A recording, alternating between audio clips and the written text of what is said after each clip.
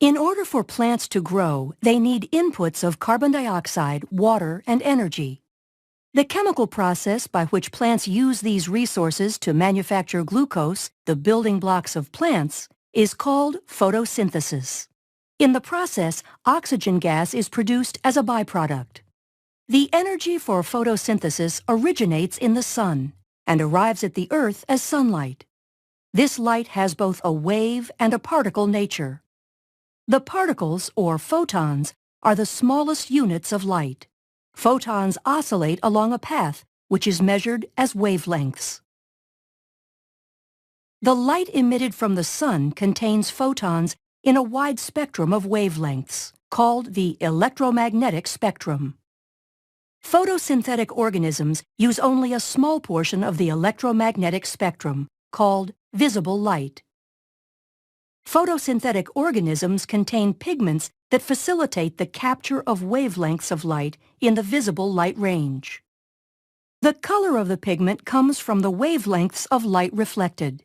Plants appear green because they reflect yellow and green wavelengths of light.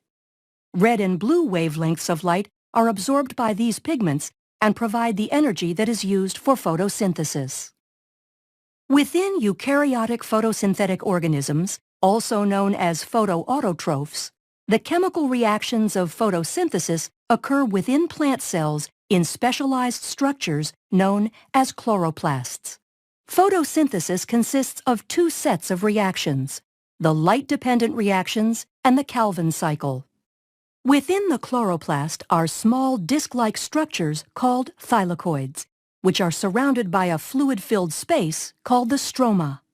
The reactions that synthesize glucose, the Calvin cycle, occur in the stroma. The light-dependent reactions occur in the thylakoid.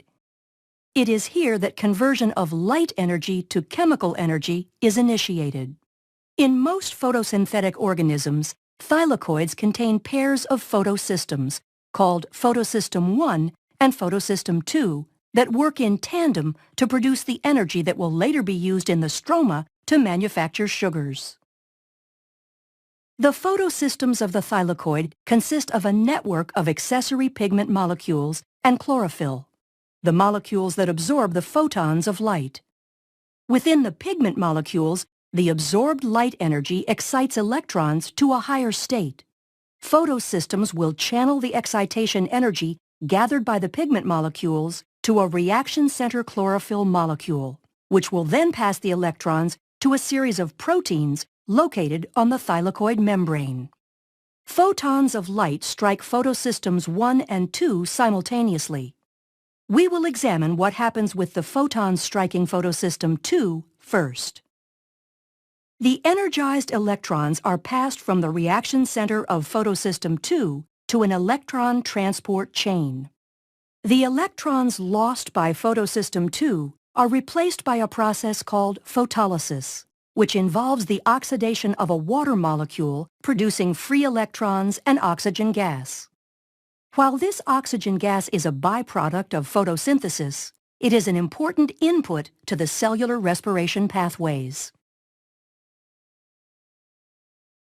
As electrons pass through the electron transport chain, the energy from the electron is used to pump hydrogen ions from the stroma to the thylakoid, creating a concentration gradient.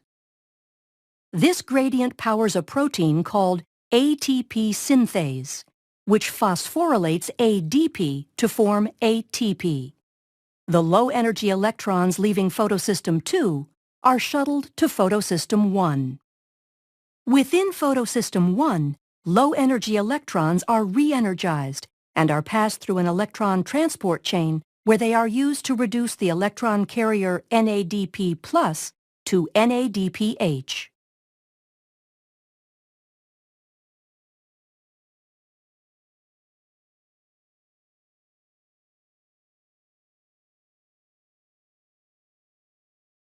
When the chloroplast is receiving a steady supply of photons, NADPH and ATP molecules are rapidly being provided to the metabolic pathways in the stroma.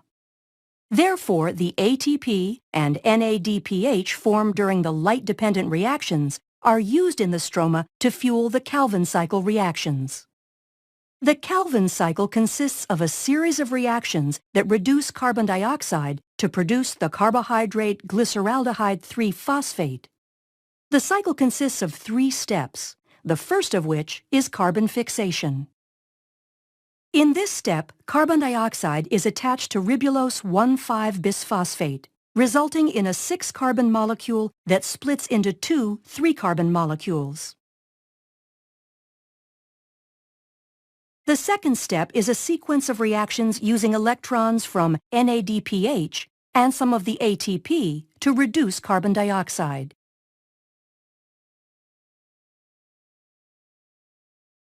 In the final step, ribulose 1,5-bisphosphate is regenerated.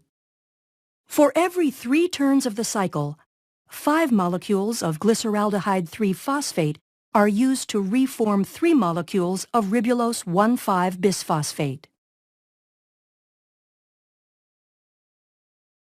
The remaining glyceraldehyde 3-phosphate is then used to make glucose, fatty acids, or glycerol.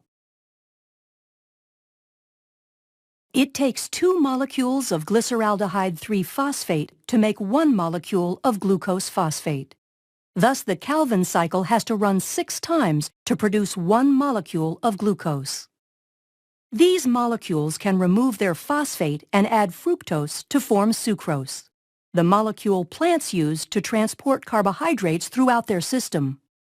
Glucose phosphate is also the starting molecule for the synthesis of starch and cellulose.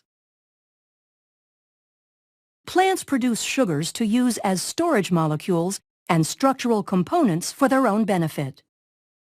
By utilizing the energy of the sun, along with inputs of water and carbon dioxide, plants act as glucose factories. Photosynthetic organisms are the primary producers of glucose on the planet. They also produce oxygen gas as a byproduct, and thus serve as the foundation of life, providing food and oxygen for the complex food webs on both land and in the oceans.